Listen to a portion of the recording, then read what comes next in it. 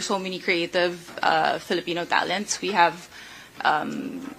amazing actors, directors, writers, but right now we're not seeing, I guess, what the government can do for us also.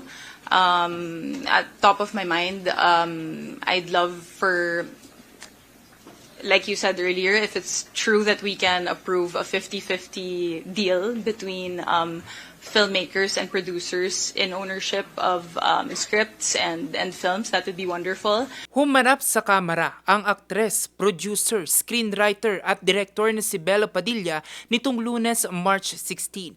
Ito'y sa hearing ng Creative Industry Committee. Dito, pinag-usapan nila ang kahalagahan ng suporta ng pamahalaan sa film industry na kinikilala mismong creative industry. Katunayan, ang industriyang ito nakapag-ambag ng 1.72 trilyon sa kabuang GDP ng bansa noong 2023 at nakapagbukas ng oportunidad sa 7.26 milyong Pilipino. Ang mga ito suportado rin ni Pangasinan 4th District Representative Gina De Venecia. These achievements also reflect the vision of policymakers like my son, Congressman Tof De Venecia, who championed the Philippine Creative Industries Development Act and helped establish this special committee.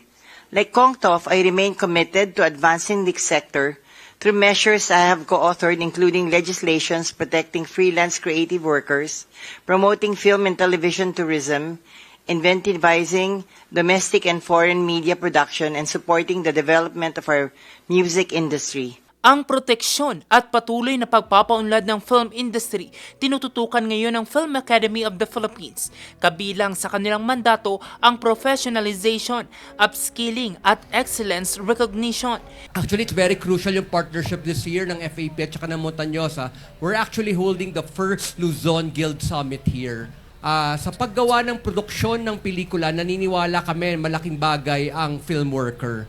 At ang film worker, for film workers to be empowered, sana magtipon-tipon at gumawa ng mga guilds. What we are doing and acknowledging the regional voice of each region, magkakaroon tayo ng Luzon-wide Guild Summit na each region, our division chief actually, Mr. Maki, confirmed sa akin, each region will actually have a delegate and they all confirmed. So sa Luzon Summit natin, nagaganapin dito sa Montañosa, all regions in Luzon will be represented at mag-uusap lahat ng mga guilds at mga film leaders. How can we move forward and help our community? Ang mga suportang ito hangad din na matanggap ng young filmmaker na si Jerusalem.